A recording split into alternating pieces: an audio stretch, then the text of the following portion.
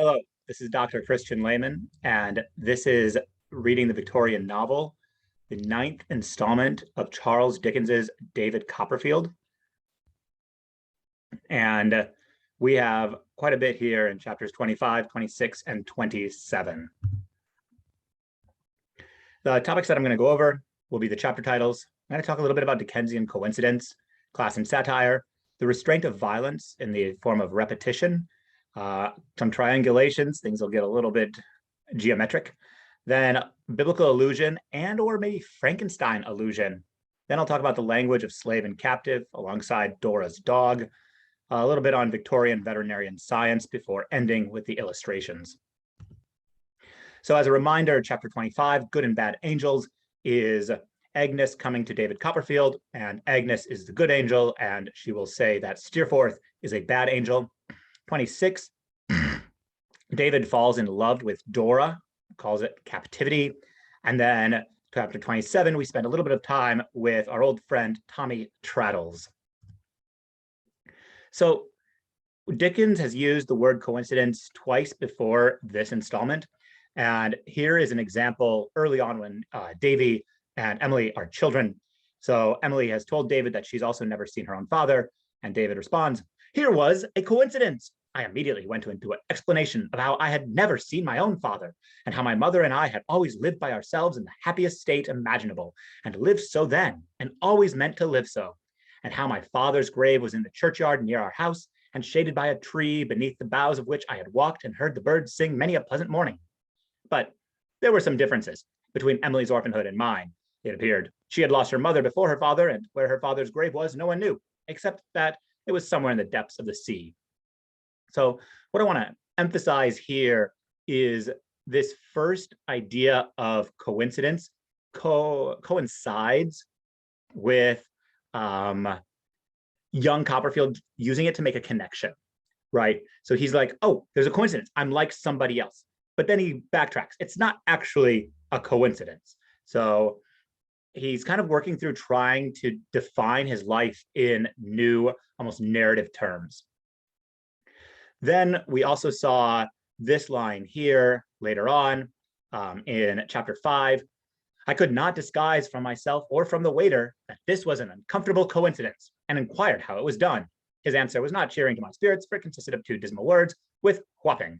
So this, we have the idea of narrative coincidence because the waiter is lying. He sets David up for these statements, and then they happen to coincide, but that's because he is telling a series of fictions. So here we connect the idea of coincidence with fiction. And now we have our version of coincidence here in chapter 25. They're at the party, and Tommy Traddles happens to be there. "Oh, yes, Traddles is a good fellow," returned my host, nodding his head with an air of toleration. "Traddles is quite a good fellow." "It's a curious coincidence," said I. "It is, really," returned my host. "Quite a coincidence. That Traddles should be here at all, as Traddles was only invited this morning, when the place table intended to be occupied by Mrs. Henry Spiker's brother became vacant, in consequence of his indisposition. A very gentlemanly man, Mrs. Henry Spiker's brother, Mr. Copperfield." I murmured an assent, which was full of feeling, considering that I knew nothing at all about him, and I inquired what Mr. Traddles was by profession. Here we have true coincidence. And what I want to emphasize here in terms of this true coincidence is a series of other events had to take place, which brought about this event. So it's a strong matter of plotting in some ways that is accidental. So Traddles would not be at this party that David was always going to be at, except for a series of other circumstances that brought him there. And what we have when we talk about coincidence is a metafictional moment. Metafictional, remember, is a term that means when an author is kind of commenting on writing itself. So here we don't actually have somebody writing, but we have a series of events that have taken place that led to people being in the same situation. The very thing that could easily be plotted by an artist thinking about structure. We move now to class, also taking place at this party. And here we have some real severe Dickensian satire. "I was much impressed by the extremely comfortable and satisfied manner in which Mr. Waterbrook delivered himself of this little word, yes, every now and then. There was a wonderful expression in it. It completely conveyed the idea of a man who had been born, not to say with a silver spoon, but with a scaling ladder, and had gone on mounting all the heights of life, one after another, until now he looked from the top of the fortifications with the eye of a philosopher and a patron. on the people down in the trenches. In The Great Gatsby, there's this line where Gatsby, they say about Daisy, her voice was full of money, right? This inherent way that certain people speak and move in the world that says they are accustomed to leisure and privilege. And Dickens takes a well-known metaphor of being born with a silver spoon in the mouth and transfers that to his idea of the scaling ladder. Being born in the right time, with the right family, with money, means that you can climb higher in society than you would otherwise be able to do. And he also shows us that this leads to a type of privileged worldview where you look down and you're like, oh, I'm so much better than these people. I'm separated from these people. Why don't they just work harder? Why don't they eat fewer pieces of avocado toast? Those people down in the trench. And so Dickens is critiquing the lack of shared humanity that happens when people are born into these lives of privilege that they think that they deserve for some reason. The chapter continues with more really brutal satire around the idea of blood and money. So what we're setting up here has to do with class, the idea of an aristocracy, that is people born with the right blood, but then also we have the idea of people with money, because the aristocracy doesn't necessarily have the money. That's the rising middle class, the sort of finance bros of the day. And we have this following excerpt. There are low minds, not many I'm happy to believe, but there are some that would prefer to do what I should call bow down before idols, positive idols, before service, intellect, and so on. But these are intangible points. Blood is not so. We see blood in a nose and we know it. We meet it in a chin and we say, there it is, that's blood. It is an actual matter of fact. We point it out, it admits no doubt. So the satire here is about people that try to live their lives according to certain values, values such as service, having intellectual pursuits, various things like this, which this character is calling intangible, because that's not a thing to pursue. What you can pursue is loyalty to people of noble birth.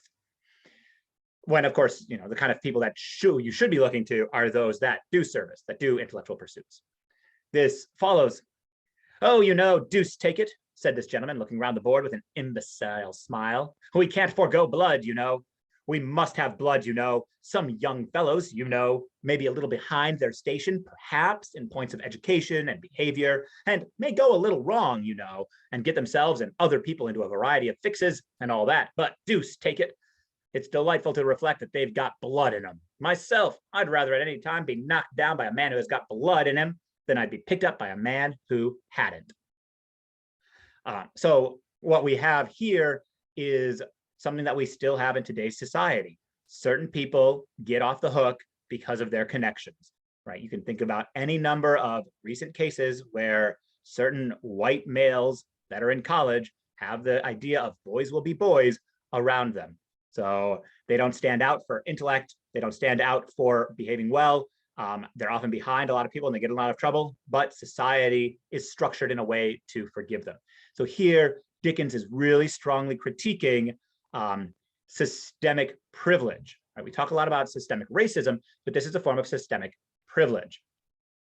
We riff a little bit on the Good Samaritan at the end, where he says, I'd rather be knocked down by a man that had blood in him than I'd be picked up by a man who hadn't, right? The story of the Good Samaritan being somebody of a different social group that helps out the other person. The satire continues, and here we really enter into the role of like 19th century legislation, because the House of Lords, people that are passing laws, are aristocratic. People that need laws passed are the rising merchant class, these finance bros I mentioned, and they have the money. And that means that the rich are open to bribery. And this is why this finance sector likes blood. That affair of the first bond of £400,500 has not taken the course that was expected, Spiker, said Mr. Gulpidge. Huh, do you mean D of A's? Said Mr. Spiker. The C's of B's, said Mr. Gulpidge. Mr. Spiker raised his eyebrows and looked much concerned. When the question was referred to Lord, I need to name him, said Mr. Gulpidge, checking himself. I understand, said Mr. Spiker. N. Mr. Gulpidge darkly nodded. Was referred to him. His answer was, Money or no release. Lord bless my soul, cried Mr. Spiker. Money or no release, repeated Mr. Gulpitch firmly, then next in reversion. You understand me? K, said Mr. Spiker with an ominous look. K then positively refused to sign. He was attended at Newmarket for that purpose, and he point blank refused to do it. Mr. Spiker was so interested that he became quite stony. So the matter rests at this hour, said Mr. Gulpitch, throwing himself back in his chair. Our friend Waterbrook will excuse me if I forbear to explain myself generally on account of the magnitude of the interests involved. So a few things here, right? We have the alphabetical joking on Dickens's part. You'll see D of A's A, B, C, D. This kind of code language, not needing to use words, right? Because it's generalized satire.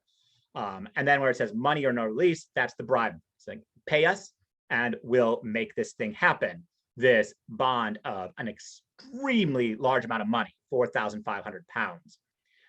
The satire continues with going to Newmarket to track down the person. Newmarket is a horse racing town, and so it's a place of betting and gambling. And then we have this double repetition of interest.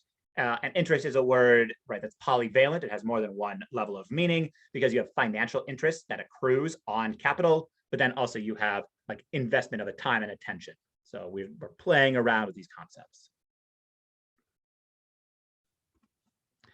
Now we're going to move to kind of 3 scenes of repetition involving David restraining violence against Uriah Heep.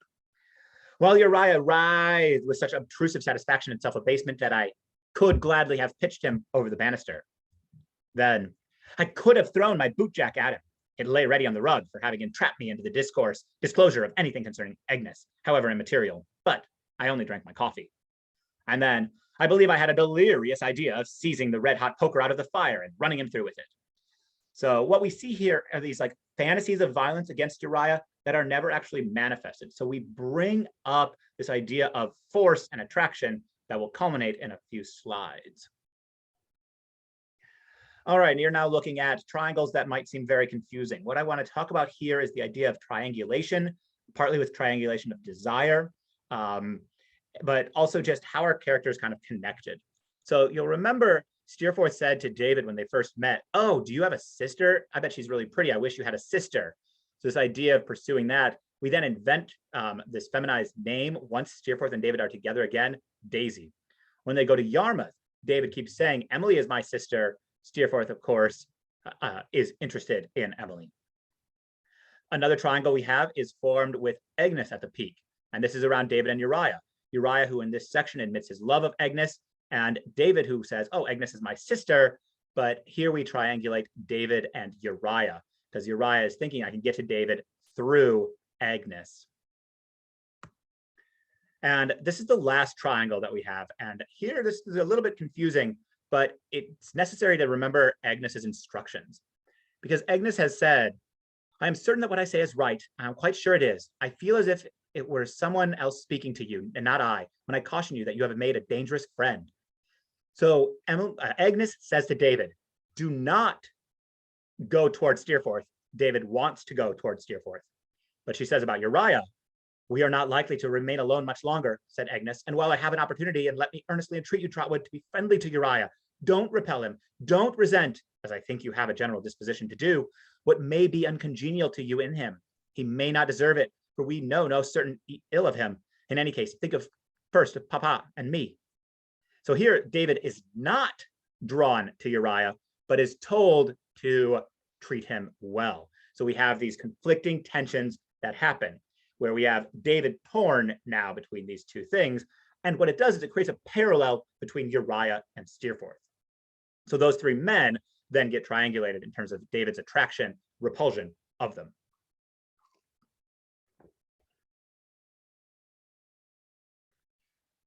Here is Uriah's love, quote unquote. "Why, that, Master Copperfield," said Uriah, "is in fact the confidence that I am going to take the liberty of reposing, humble as I am." He wiped his hands harder and looked at them and at the fire by turns. "Humble as my mother is, and lowly as our poor but honest roof has ever been, the image of Miss Agnes. I don't mind trusting you with my secret, Master Copperfield, for I have always overflowed towards you since the first moment I had the pleasure of beholding you in a pony shay. has been in my breast for years. Oh, Master Copperfield, with what pure affection do I love the ground my Agnes walks on. And then, if you'll have the goodness to keep my secret, Master Copperfield, he pursued, and not in general to go against me, I shall take it as a particular favor. You wouldn't wish to make unpleasantness. I know what a friendly heart you've got, but having only known me on my humble footing, on my humblest, I should say, for I am very humble still, you might, unbeknown, go against me rather with my Agnes. I call her mine, you see, Master Copperfield. So what we have here is this kind of, Uriah's attraction to Agnes is his ability to hurt David, right? He's blackmailing him in a lot of ways. He's like, don't get in the way. Don't say anything to Agnes because you wouldn't wish to make unpleasantness. And then he claims her, first with the possessive adjective, my, and then the possessive pronoun, mine. That double claim ending with Master Copperfield, which basically says, you do not have what I have. So I have not talked about the fact that David and Uriah are connected biblically in 2 Samuel 11. And in this story, which I will read, we have an inversion, I think, of the main narrative that we're reading in Copperfield. It happened in the spring of the year, at the time when kings go out to battle, that David sent Joab and his servants with him and all Israel, and they destroyed the people of Ammon and besieged Rabbah. But David remained at Jerusalem. Then it happened one evening that David arose from his bed and walked on the roof of the king's house. And from the roof, he saw a woman bathing, and the woman was very beautiful to behold. So David sent and inquired about the woman. And somebody said, is this not Bathsheba, the daughter of Eliam, the wife of Uriah the Hittite? Then David sent messengers and took her. And she came to him, and he lay with her, for she was cleansed from her impurity. And she returned to her house. And the woman conceived. So she sent and told David and said, I am with child. Then David sent to Joab, saying, send me Uriah the Hittite. And Joab sent Uriah to David. When Uriah had come to him, David asked how Joab was doing, and how the people were doing, and how the war prospered. And David said to Uriah, go down to your house and wash your feet. So Uriah departed from the king's house, and a gift of food from the king followed him. But Uriah slept at the door of the king's house with all the servants of the Lord, and did not go down to his house. So when they told David, saying, Uriah did not go down to the house, David said to Uriah, did you not come from a journey? Why did you not go down to your house? And Uriah responds that his men are suffering and not at their home, so he can't either. David then realizes that Uriah has good morals and sends him to the front line to be killed. He then marries Bathsheba. So what we have here is, in the biblical story, that David is drawn to the woman that is with Uriah, which is the reverse of Copperfield, where Uriah is drawn to Agnes, who has a connection to David. We have sexual violence in the biblical story, where the king has complete power, so Bathsheba does not have a choice when he sends, takes, and sleeps with her and impregnates her. That's right. That's why he needs Uriah to sleep with his wife, to go home, so that then they have plausible deniability about whose baby it is. So this is really interesting, right? What is Dickens doing by taking these two names in Copperfield and kind of reversing them? Is it meant to make us question each of the motivations between Uriah and David in Copperfield, or is it just accidental? It's not accidental, but I don't think we have solid evidence or interpretations yet for the use of these names. Another possible allusion is not biblical, but rather Frankenstein from 1818 has a lot of very strange repetition in the beginning of chapter 5, the famous description of the creature. So if we look at Copperfield here on the left of the screen, how I wearied myself with thinking about Agnes and this creature. I was so haunted at last by the idea, though I knew there was nothing in it, that I stole into the next room to look at him. There I saw him lying on his back with his legs extending to I don't know where, gurglings taking place in his throat, stoppages in his nose, and his mouth open like a post box office. He was so much worse in reality than in my distempered fancy that afterward I was attracted to him in very repulsion, and could not help wandering in and out every half hour or so, and taking another look at him. Still the long, long night seemed heavy and hopeless as ever, and no promise of day was in the murky sky. So here we have David calling Uriah a creature. In many ways, David feels that he has created Uriah, right, by telling him maybe someday you will have your name on the law office doors. Then he can't sleep. And he looks at the body of Uriah, even claiming he's worse in reality than in fancy. And this amazingly provocative statement, I was attracted to him in very repulsion. Compare this to the opening of chapter 5, where Victor has created his creature. And it also begins with ill sleep. I slept indeed, but I was disturbed by the wildest dreams. I started from my sleep with horror. A cold dew covered my forehead, my teeth chattered, and every limb became convulsed, when, by the dim and yellow light of the moon, as it forced its way through the window shutters, I beheld the wretch, the miserable monster I had created. He held up the curtain of the bed, and his eyes, if eyes they may be called, were fixed on me. His jaws opened, and he muttered some inarticulate sounds. With a grin, wrinkled his cheeks. He might have spoken, but I did not hear. One hand was stretched out, seemingly to detain me, but I escaped and rushed downstairs. Here we have another reversal, where David is the one that did the looking at Uriah creature. Here in Frankenstein, it's the creature actually that is looking at the creator. In both situations, Victor had set out to create a being that was beautiful, right? Picking all the perfect proportions, and then it ends up being monstrous to Victor. And so we have that interesting reversal where David becomes both creature and monster. There's evidence that Dickens actually, he did know Frankenstein. There's some allusions and references in Great Expectations to it. So I'm just thinking we can probably push that reading of it much earlier.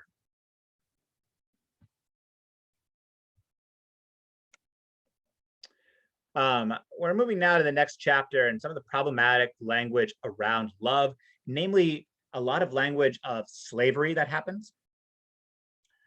We turned into a room near at hand. I think it was the identical breakfast room made memorable by the brown East Indian sherry. And I heard a voice say, "Mr. Copperfield, my daughter Dora, and my daughter's Dora's confidential friend." It was no doubt Mr. Spenlow's voice, but I didn't know it. I didn't care whose it was. All was over in a moment. I had fulfilled my destiny. I was a captive and a slave. I loved Dora Spenlow to distraction. So the language of slavery and love is as old as the ancient Greeks, and the most memorable recent song was Britney Spears's "I'm a Slave for You." And it's really problematic. Dickens plays with it throughout when he describes Miss Murdstone as having fetters on her wrist, and there's all this language of binding. We also are asked to maybe think about this a little bit more with the brown East Indian sherry, right? Why bring up in this parenthetical the East Indian Trading Company and all of the imperial connotations that surround that, and then use this language of captivity and slavery?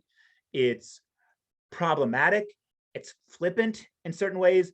And it just belongs to the casual discourse of suffering and imprisonment that those who have never suffered or been imprisoned activate.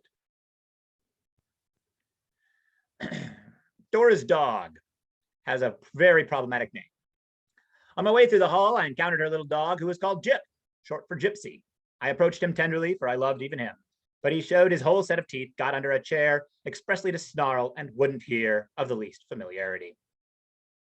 So the name on the surface seems light and playful, but it has to do with upper class folks appropriating the suffering of and the identities of people that existed in real life in Roman and Europe, the Roma, not in Rome, in Britain and in Europe.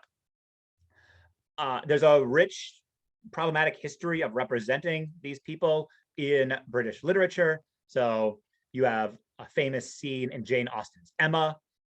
George Eliot in Mill on the Floss will also include a problematic scene of gypsies. Here on the slide, I have a couple recent books about this issue. So one thing that I think we can take away with this name choice, right, this onomastics, is Dora, whose name herself means gift, which has a whole set of problems. Dora doesn't have a serious intellectual and experiential version of life. she takes this romanticized, almost orientalized version of this. We'll see this play out later on when she buys a specific dog toy / house for the dog. So ways in which we see, again, characters behaving flippantly toward other peoples that society has frequently neglected and mistreated.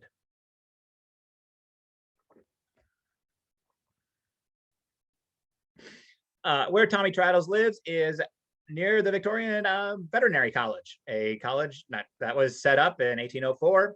It's pretty recent science at the time this is written, in 50. The time he had mentioned was more than out, and he lived in a little street near the Veterinary College at Camden Town, which was principally tenanted, as one of our clerks who lived in that direction informed me, by gentlemen students who bought live donkeys and made experiments on those quadrupeds in their private apartments. So on one hand, we're talking here about veterinary practices. The Veterinary College opened really to treat the horses of the cavalry, of the soldiers of the army. And so in order to practice, to learn the physiognomy of a horse, you needed a cheaper animal. Here we have donkeys. So we have live experimenting. And then we also have, the whole thing about donkeys throughout the whole book has been interesting. But what I like about this is I think it gives us more support for the idea of a Frankenstein element happening.